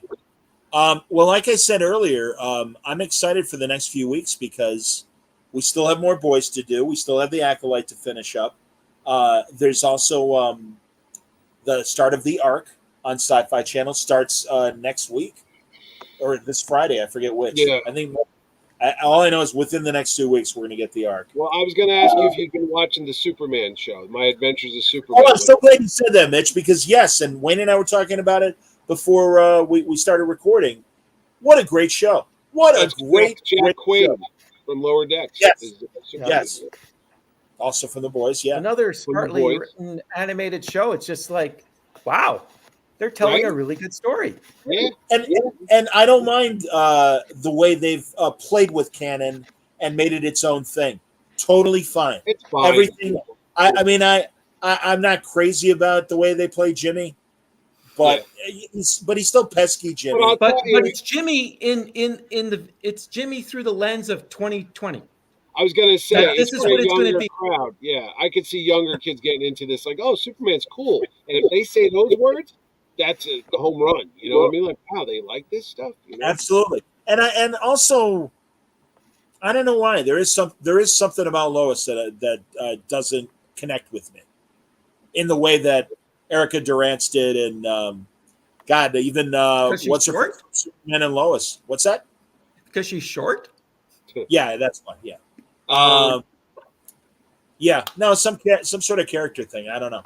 No, I was going to say, did you see the trailer for Agatha All Along? That's Marvel's latest. Not yet, no, but I'm aware of it certainly. And how does it look? It looks good. I mean, again, I thought a movie would have been fine, like they did Werewolf by Night. I'm like, maybe you just do a 2-hour movie or an hour movie, but I think it's going to be like 8 episodes, and it's got all these witches and. I'm like, well, she's a great actress, Catherine Hahn. I like her a lot. I don't think you're going to go bad with that. I mean, Marvel is smart about getting good actors for all their properties. That's great, but I don't know. We'll wait and see. But I don't know if Agatha Harkness needs to be 10 episodes. Or hey, man, will the writing support it? Secret Invasion had an A-list cast and a C- script. Yeah. So I'm sorry, jury is out. Secret Invasion could have been a 2-hour movie. Yeah. I said again, Wayne.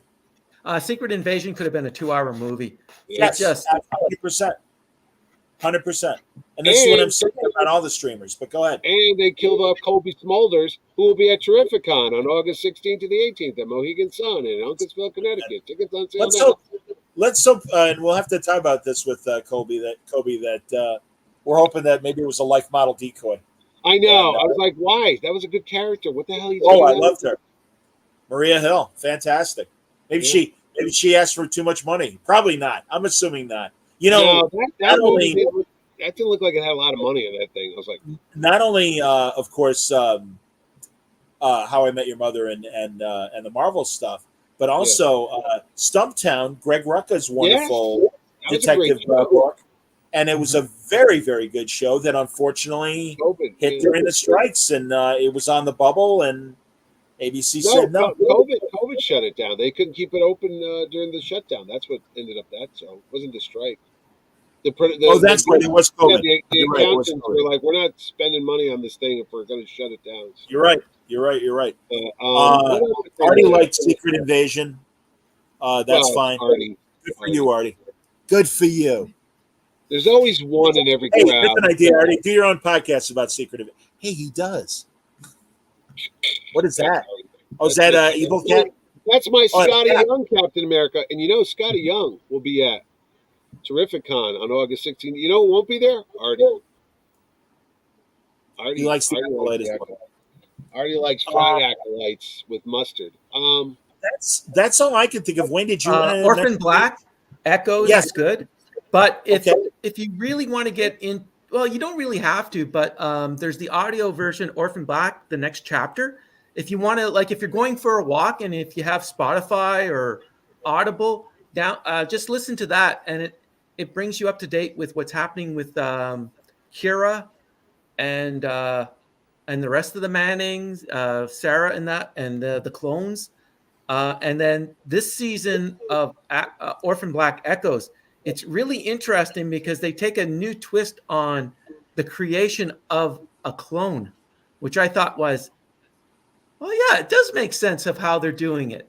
And if you haven't watched it, I won't say what it is, but it's a really cool idea. It's not midichlorians. No, it's not midichlorians, but it's using today's technology to create clones, and it's just like, wow, this is pretty. Yeah, it's an interesting, and they are tying it into the previous two series. Like, you don't really need to watch the previous two series or watch and listen to the previous two. When you say series, are you saying like the way Orphan Black, the original TV series, and then the audio drama that followed afterwards? Oh, I see. You don't need to watch those two to get into Orphan Black Echoes. It is standalone by itself. It has references to the other two, but not enough to make you go, "Oh, I needed to know that." When they made the audio series, the company the platform that they were using, Serial Box, approached me. And that's funny. That's a good rerun that I should probably recycle, given the new series and everything. But I love the television, the BBC series. Tatiana Maslany, that's how we all discovered her. And man, I remember her first San Diego. And she wasn't in Hall H, she was in one of the big ballrooms. And oh my God, yeah, I think you're right, Wayne. I think it was 20. Could get in. I mean, it immediately filled up, and she was a rock star, and it was so great because she's a real actress. And how is Ritter? And Thelma is not Thelma Ritter. What's her first name? Kristen Ritter. Yeah. How is she in the show? Not bad. I'm Jessica Jones. I think she was better in Jessica Jones, but I'm really enjoying the story. Okay. Real quick, what did you think about the season finale, Doctor Who? Because we haven't talked for like. Behind, I've only watched the 8th episode. I haven't watched the 9th episode. Okay, I found it. It was. It's my same criticism I have with Douglas Adams novels. Really good lead up, a build up of a story, and then boom, too quick of an ending. Yeah, that's what I found was the 2-parter was good. It built up a story, but the ending was too quick. Yeah, and I find Douglas Adams as a writer, he does the same thing. Good build up of a story, and then I got to finish. Done. The end. Well, he's dead now, so stop picking on him. But Doctor Who, my only problem was the guy cries too much. The guy, should he get one? Here's why. Well, that's the actor, but I'm just saying the character. He's an alien. Doctor Who is an alien. He shouldn't have all these human emotions and be attached to everybody. I agree. So that every week he's shedding a tear. He would be more interesting if he was stoic, because he's an alien and he doesn't react like that, because he's got that Spock standoffish thing, and that's or at least have that kind of non-human moments, if not consistently. I absolutely agree, Mitch. In fact, the great Paul Cornell, not only wonderful comic book writer, but fantastic Doctor Who writer in his own right as well, novels and audio dramas, along with the actual series, a couple episodes. Well, anyway, I said that about when, I think it was the David Tennant Doctor, the 10th Doctor, where there was a whole family of aliens, and he kind of punishes them. And like there's a little girl he sticks in the reflection of a mirror, and she can't have a real life and everything. And I forget what happens to the mother and the father. And it's like the Doctor does that stuff because he's not human, and he No. does have a dark side. And it's like this is a guy that needs to be reckoned with. I absolutely This agree is a with you. guy that destroyed his entire Planet. civilization and the Daleks just to stop the war, Yeah. the Time War. Oh, Yep. Because I he just remember. said, before the day of the Doctor, he said, "I've had enough. The only way this will end across all time and space is I'm going to destroy 2 civilizations." Yeah, there was one episode when they killed off Clara, and it's the girl that was on the Game of Thrones. I can't think of her name. She was a New Mutants, the one with the short, dark hair. I know what you're talking about. Yeah. And he goes up to her, and he threatens her, and he says, "Listen, the galaxy's not big enough. If you ever do or whatever, I can't remember the exact words, but he goes right up to her. It's cold. It's like a Clint Eastwood delivery. He says, "I will find you, and there is no place in the entire time or the universe you could hide from me. Just remember that." And I'm like, "Mother, this guy's like the Shaft." The Doctor, man. Yeah, Absolutely. and you walked away. You go, "Don't mess with that guy because he might be funny with the bow ties and all this stuff, but there's a dark serial killer instinct." Matt Smith did the same thing Who? in Time of the Doctor. Matt he literally Smith, said, "I will you all down." Yeah, but that's what I'm saying. And to have him crying, not okay. If he's gonna cry, hold it back and do it once, and then it'll have more impact. If you're doing it every week and you show up, there's a close up of tear. Then you're Michael Burnham. Exactly. I'm like, why are we doing this? It just like it was an okay episode, and then you go, "Oh, he's crying again." You know, it might have been more the Stephen Moffat era than the Russell Davies era, but that wonderful "I Am the Doctor" Murray Gold hero theme. Yes. That they dun dun dun dun dun dun, and you're like, "Yeah, man, That's the bad has this coming. Stay out of his way." And you're right. You need that. And it's if they didn't use it during Jodie Whittaker's time, what a missed opportunity to put a woman in that space of don't mess with her. And I don't know if she cried. Then I watched of the Jodie Whittaker era. I have to confess, because I really didn't like the direction in general. I just too many companions. That means less screen with the Doctor because everybody was kind of doing their own thing and a lot of missions. And I just I couldn't vibe with the show. I really couldn't. Go ahead, guys. What were you going to say? I was going to say the writing with the Whittaker era is just poor writing. It was bad. She didn't have anything to work with. And it's not really the number of companions because Peter Davison had like the greatest number of companions and was still able to tell stories. So I don't think it's the number of companions. I think it's the writing. They were usually all together, though. You know? At least the Davison companions. Yeah. Not really like all. Well, again, that's probably also for budget purposes, too. Back then. Maybe. 100%. No, you're absolutely right. It's just Chibnall, I don't think he understood what the Doctor represents. Yeah. He's good. I'm hearing that, forgive me, but real fast, DEI was being kind of forced on him, and he didn't know how to play with that and the ideas that he had. Now, I don't know if that's like kind of a Joel Schumacher, the Batman movies weren't my fault defense that he obviously was saying in his final years. I honestly don't know. I do know Chibnall was involved with Broadchurch and another really good BBC procedural that I really liked. And it's like, he's not a bad writer. It was just a bad fit. It was just a bad fit. No, I mean, and they finally got his costume at the last episode. He's got this long leather trench coat. He's got his look now, which I'm like, okay, it took a whole thing. And the fact, I think, is it Ruby Sunday? Is she not on the show anymore? She left the show, and I go, I liked her. Of all the companions in the last couple of years, I really got to like this. I'm like, oh, she's cool. And now she's gone. So I'm like, well, but there's you got to wait to the last episode, John, because here's the problem. Okay. There's a world-ending threat that's happening. I mean, everyone's done. It's like the Thanos snap. Everyone's just dead. Everyone. My problem is, isn't the other Doctor somewhere on the planet at the same time? I've seen others. And I'm like, wait a minute. Where's David Tennant? He should be. If things that dire. If things are that dire, yeah. They didn't even mention him. It's like, where could he possibly be? I mean, he's tired. Like the end of the universe. He's tired. He's tired. Yeah, he's got the day. He's gallivanting. Yeah, that's the one. That is the one thing about leaving Tennant. Yes. To survive, that is going to vex everyone until Russell Davies decides, okay, now. Yeah. And maybe that's just in his back pocket as an obvious ratings getter, and in case of an emergency, press a button, and he doesn't want to go there. Is the second season already filmed? I know they were filming. Okay. It's more or less done. It said the doctor was in Christmas, I think, when it ended this year. So, and also as Chemdog says, if not David Tennant, there is the Dr. Donna. Yeah. You're absolutely right, especially given that her daughter is so prominent in the last couple episodes. Yeah, the hybrid though. Yeah, easy. But is it half human, half doctor? Yes, that's right. Yeah, I don't know. I honestly don't know. And it's a fair question to ask because they've left that out there.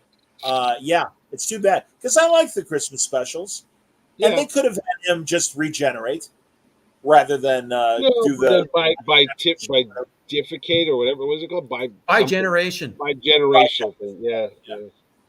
I don't know. Whatever.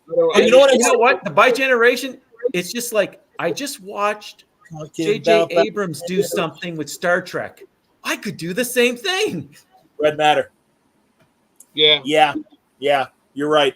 I saw on YouTube. I always love when I find these random British-made things. Remember Jon Favreau's IFC show Dinner for Five? Oh yeah. Okay. Yeah. All right. Same format as that, but it's Colin Baker. All right, now I'm blanking. Perry from the Baker and Davison years. Nicole Bryant. Mel, Bonnie Langford. Yep. And I never really watched The Trial of a Time Lord, so I don't know if that's the Valeyard, but it was the guest star. Yeah, it is the Valeyard. Okay. All four of them having dinner and answering questions about Trial of a Time Lord. And it's very entertaining, even never having seen the actual Trial of a Time Lord episodes. And they absolutely crap on the BBC for, obviously like almost literally making that story, the Trial of a Time Lord. And it's like, well, let's test and see exactly how popular Doctor Who is. Because it was essentially the show itself was a trial on whether it should continue or not. My God, that storyline was lame. Yeah. The individual stories inside, they were lame.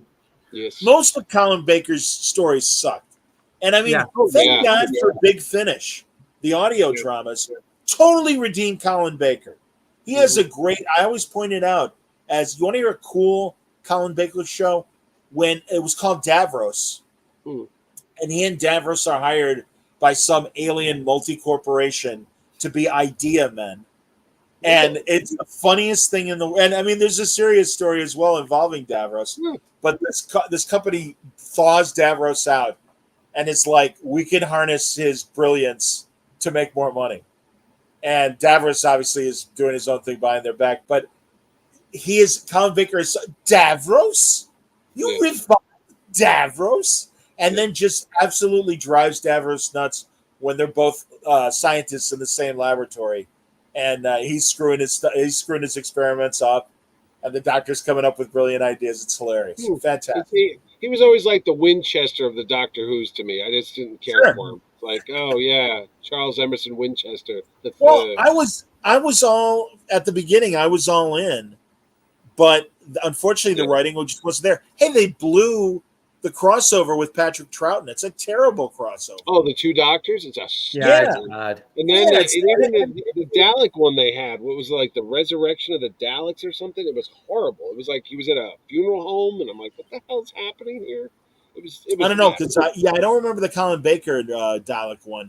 I do remember the Sylvester McCoy Dalek one, Remembrance of the Daleks. By the way, Sylvester McCoy will be at Terrificon on August 16th to 18th at Mohegan Sun Casino Resort in Uncasville, Connecticut. Tickets are on sale right now. See, I am Yogi Berra to your Don Newcomb. No, not Don Newcomb. That was we're going to do who pitched the perfect game? Oh, Don Larson. Don Larson, thank you. Oh, That's here's a Yankee. something. I'm a comic book geek who knows sports. I'm the hybrid. But anyway. Now, here's the thing. Could the baddie grandmom, who's the next door neighbor, could she be the Rani? Oh, that would be cool from the Time Lords, the Ronnie. Yeah, maybe. Because she's going to be coming back. We don't know what She's that's going to be about. coming back. There's something with her. She's Brian May's wife. Oh, really? I didn't know that. That's Real awesome. life. Yeah. That's fantastic. Wait a minute. Wow. Yeah, no. Because remember she oh yeah, you haven't seen it yet anyways. But yeah, no, she kind of revealed herself a bit in the last 2 episodes of who she is. I'm wondering if she's the Ronnie. I gotta watch him, and also I know Suketh is back. Isn't that his name from Pyramids of Mars? From the Baker. Yeah, Tom Baker. Yes, I love Suketh. I think Suketh. That's a great Tom Baker story. Pyramids of Mars. That's really one of the good ones. I saw a picture of Tom Baker the other day. He's like 90 something now. God bless him. He's real thin. He's really thin. He lost a lot of weight, but you know what? Though he's 92. You gotta let it go. God bless him for still going again. I saw him. I was like, ooh. He continues to make Big Finish dramas and everything. New Oh, ones. is he still working? Really? Yeah. He still does audio dramas for Big Finish. He's got that voice, man. That's his meal ticket. I am so, man. And they brought back Leela, Louise Jameson. Louise Jameson. Yeah. And the first Romana, Lala Ward. Yeah. No, she's gone. She died. Yeah, but before she died, she was doing new ones too. Yeah, she did a bunch of the Gallifrey ones. Yes. So, is Lala Ward the second one? Is that Lala's the second? That was the one that was married to Baker. The second one. She's still adorable. That woman does not age. She is just still lovely. I love the one that had the dark hair, the first Romana. Oh, Mary Tam. Mary Tam. Yeah, that's first Romana. That's right. She kind of looks like Marion Ravenwood if she was a little hotter. Ken Dog says that Tom Baker does his audios now from his house. I believe it. That's fine. The Gallifrey series has the 2 Romanas, which are really good. They meet each other? That's cool. Yep. Oh, that's clever. That's cool. Big Finish is amazing, not just for Doctor Who, and that's a big part of their output, but every adaptation they do. They did 2 seasons of The Prisoner, and half of them were adaptations of the original show, and the other half of each season were new ideas, and it was fantastic. The guy is kind of a Carl Urban, like McCoy, really trying to channel Patrick McGowan in his performance, and it's fun. It's a little silly, but it's fun, and come on, man, it's number 6. They're also doing UFO. Did they give any information on the whole backstory, or it's just messed up? Sure, they do. Oh no, it's good. Remember they do it comic good. book? Remember the comic that these put out, The Prisoner? Dean Motter. Yeah, Dean Motter and what's his face, Canadian, another Canadian. Canada's the world of comics. Shattered Visage, fantastic story. Yeah, the best of. I mean, hey man, I was so rooting for Peter Milligan. He recently did a new Prisoner story, and it was okay. Yeah, it was okay. Just a one shot. But it focused more on. It wasn't. It was more about the village. It was more about the village than it was about number 6. You know what? I mean, it's come to a point where everything's been recycled. I'm surprised there's not a new Avengers, not Avengers like Captain America, Iron Man, but like a John Steed, Emma Peel. At this point, why not? That's that horrible movie, not that Sean Connery crap with Uma Thurman. I saw that in the theaters. That's why. Oh my god! Yeah, but that's why, Mitch. Because of that bomb 20 years ago? That's why they won't talk anymore? Why? You don't see everybody chopping at the bit to do Howard the Duck too? Howard the Duck's back. He's back in the Marvel movies. I know. Mark Aspic wrote the book. It was Dean Motter that drew it. Because Dean Motter did Mr. X, if I'm not mistaken. I love Mr. I know Mr. X. That was a good character. But that story, Shattered Visage, is a fantastic sequel. With him and the best number 2 that was in the series. The 2 of them get back together. Yeah, Leo McKern. No, he's well, and again, he survives the original series. He goes off and goes to work at some government office or whatever. And it's like, see, I mean, again, we don't know if the village is We have no run idea by, what by it's the Iron about. Curtain or by the Brits. Was that just a 13 episode one season? 17. 17? They used to run it on PBS on Saturday night. I'd watch Doctor Who, and then they'd show The Prisoner. And I used to talk about a mind. You'd watch Yes. that. I'm like a fucking, I'm sorry. I'm 13, 14 That's years all right.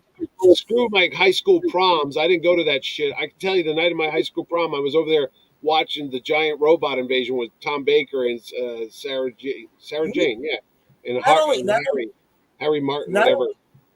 But I'm saying The Prisoner came on, and I'm like, what is this? Science fiction. That's when science fiction, I'm sorry, I mean, it still exists now, but we lived in a golden age.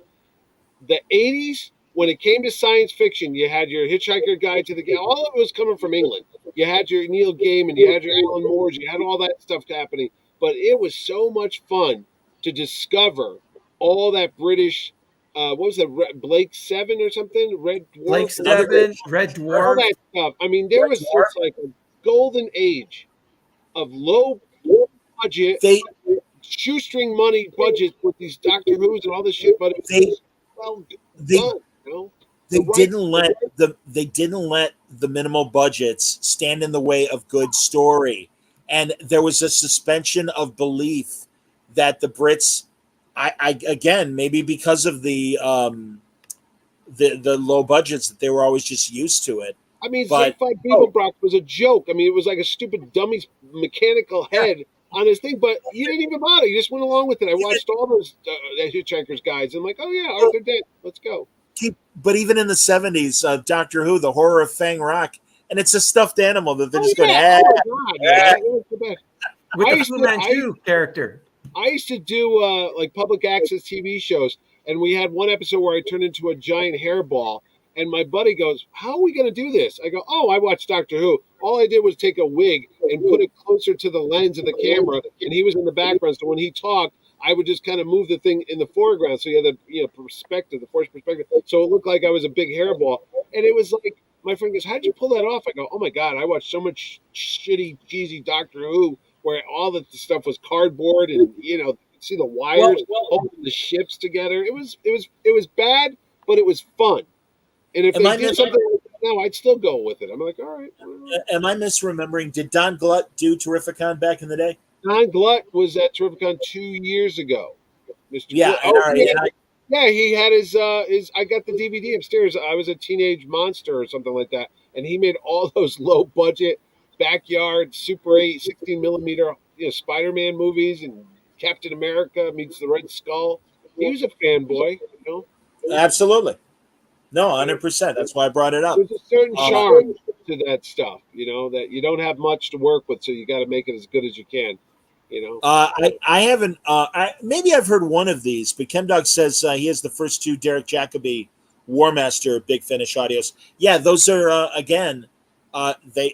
Nicholas Briggs, the guy behind Big Finish. He also does the Dalek voice all the time as well. What they're doing is the whole Time War is being told through Big Finish really right now. So you're getting it from the different perspectives. You have the War Doctor.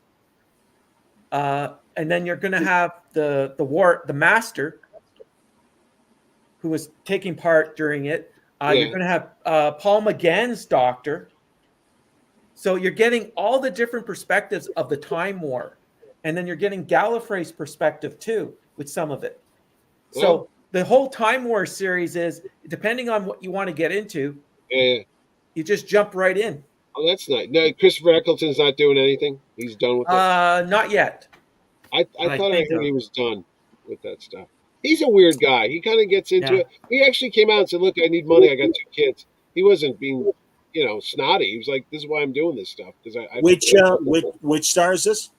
It's the Ninth Doctor.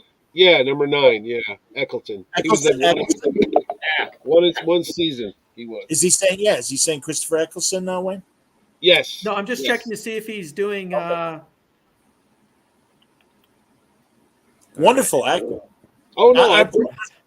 Everything he's done. 28 Days Later. Everything he's ever done. Malachi the Dark Elf. I forget the. Yeah, of course, Thor. You're right. Yes, And he's also, doing Big Finish. Oh, he is. Yeah, he's starting to do Big Finish. that's good. Anyway. They're great, Oh, and it gives. And the and it Missy gives- ones are fun too. If you like Missy, the Missy episodes are really good on Big Finish. Oh, There you the go. female master. Michelle Oh, Gomez. Yeah. Yep. who was supposed to be a Terrificon until her agent screwed that up. Let's not go there right now. Let's not go there now. That was the first guest they announced. I was like, what? I have to take her down? She's only been up for 14 hours. That sucks, man. I'm psyched to meet Sylvester McCoy. And I'm not, and I'll even admit I'm not the biggest Seventh Doctor fan. No. But anytime, I mean, I've had the pleasure of meeting Tom Baker, John Pertwee, and Peter Davison during the 20th season, the 20th reunion or what anniversary Nice. back in '83, because they all came to Chicago and they were amazing individually. And my God, Pertwee, as flamboyant as you wanted him to be, but Peter Davidson's so down to earth, so sweet, Yeah. and his wife, Sandra Dickinson, from Hitchhiker's Guide to Trillion. Oh, She Trillian. was- Yeah, that's right. He married her. She was with him, and just another charming person. They were great. I forget what comic store, might have been Larry's in Chicago back in the day. And again, it's 1983. But then there was a full-on Who convention, and I've said before, Tegan was there, Nissa was there. I was like tongue hanging out, 13-year-old, totally like, my God, I'm in love with you women. But also Harry from the Tom Baker first season. Yeah, he passed away. The Doctor, and then and he wrote a couple adaptations for the Target paperbacks. He Ian did. Martin, but the the Brigadier was there, fantastic. Nicholas Courtney could not have been nicer, and just I'm like, where's your mustache? He's like, and he laughed. He's like, oh no, just for the show. I'm like, okay, that's cool. But oh man, it was, and John Nathan Turner, the showrunner, who I know became vilified as his tenure existed. We liked him. We liked what he did with Tom Baker at the end, and we liked Peter Davidson. Yeah. So we were fans. You know who lives in Hartford, Connecticut? The show, The boy who died. Arik. Yeah, Michael Waterhouse or whatever his name is. The kid, remember Adric? He crashed. Adric. Is Adric dead? No, the guy who played him lives here in Connecticut, but he won't do shows. I Oh. contacted him. I'm like, hey Oh, man, he's- he was like, I don't want to talk about it. Oh, too bad, man. No, that'd be great to have him at Terrificon. He was one of the few companions that died, I think, ever. Yeah, I think Yeah. he was the first. Who was the first? He was. Adric. I just remember that great where they rolled the credits, and it was his mathematics medal that he got, because that's when he scraped the gold in the Cyberman. Bummer, Adric. What are you going to do, Adric? You don't want to come to Terrificon, but that's okay. A lot of people are like Mark Waid, writer of The Kingdom. And you might know him from such great books as Kingdom Come and Mark Waid stuff. And the current DC event, Absolute Power. There you go. I am pleased to say that usually within a day or two, when I email Mark Waid, he emails back, and I made the point to him. I'm like, here, this is kind of related to the show. I'm like, don't you think that maybe Minnesota kind of ice houses for ice fishing will probably be? And I know about Doc Savage and everything, him having his Fortress of Solitude, but I'm like, don't you kind of think the ice house thing might have had something to do with it as well? And he goes, that's really not the dumbest thing I've ever heard. He's like, I don't know, but he goes, why? And I just figured with Kurt Swan being a Minnesotan, I don't know. I mean, because that's the demarcation line for the Silver Age, the key to Fort Superman. That's considered the first Superman Silver Age story, because it's kind of a sliding scale going back to 54 with Showcase number 4 and other instances. Martian Manhunter is the other one that they use as the demarcation point for the Silver Age. Yes, absolutely. Well, New Frontier, absolutely. Mhm. No, I love that stuff. So anyway, I'm like, am I wrong? And within a day, Mark Waid, ladies and gentlemen. I'm like, hey, let's talk Absolute Power. He's like, I can't do anything until. He's like, I can't even think until after San Diego. I'm like, all right. But you know where he'll talk a lot about absolute power? You know it, kids. I don't have to say its name. Just go buy It's your true. tickets. That's true. There's more Um, talent in that room than any peep Just show on 42nd Street, buddy. just bring back the That's the arcade, bottom line. please, and please bring back the arcade, and please With the Star Trek specifically bring game, back the Star Trek game. Yes, we do have a cool after party this year or put it in my downstairs room. on Saturday night that'll have karaoke and bowling and air hockey and all that fun stuff. And Stephanie Phillips, I just talked to her yesterday. She said we're determined to get Brian Azzarello to ride the mechanical bull over at the Comics Roadhouse. So Oh yeah, that's got to happen. she said she That's got to happen. wants to see Brian Azzarello ride. I want him to sing karaoke with me like he's done in Chicago. It blew my mind. Azzarello did that? We did Red Rubber Ball by the Circle. I was so proud of him. Well, I'll tell you what. We're going to have karaoke when Major Kira herself steps up to the mic for 1 hour from 8 to 9 on Saturday night at the Game On. Yeah. Now, Wait a not minute. a visitor. We'll host So is she performing or is she hosting? She's going to perform one song, Walk on the Wild Side, and for 1 hour she's going to host it. So if you want to get up there, Oh my now God, will be the I got to DJ. do that. Oh, I And totally got to do that. I'm going to sing some and- Sinatra to her. if you don't want to sing right next to her, you could have cocktails with Constantine. Actor Matt Ryan will be there for an hour or so, meeting with people and having a cocktail with you. So you could summon demons or whatever netherworld creatures you'd Those like sound great. with Both- the guy who played Constantine. All at the Terrificon after party. So check the website for details and stuff. 16th through the 18th, everybody. Mohegan Sun, Connecticut. That's right. What else are you gonna do? What else are you gonna do? Well, exactly. What else? What else am I going to do in August? Nothing. That's the only thing I'm doing in August. That's right. So yeah, man. No, that's great. Anything else? So have we hit the bottom of the ketchup pile? I kind of think. I'm turning 58 years old tomorrow. Hey, that's great, Mitch. Actually, in Wow. about an hour. I was born 1 minute after midnight. So I turned Fantastic. 60 on Saturday. I Do you know. have Happy one? birthday. Yeah. Happy birthday, Wayne. That's Yep. wonderful. I'm glad we're talking before your birthday. Wonderful, Wayne. And I'm right behind you. I'm 5 months and 4 months and change behind you for my I'm sex. the youngest guy here, which is weird. Well, Franco's younger than me, so but he's There you here. go. in spirit. Yes. So yeah. And then my wife's birthday's Friday, so it's weird. Oh, What? Harrison Ford? has and Patrick anyone Stewart. ever watched Smiling Friends? What the hell's that? It's a No, show you've on talked Adult about it. Swim.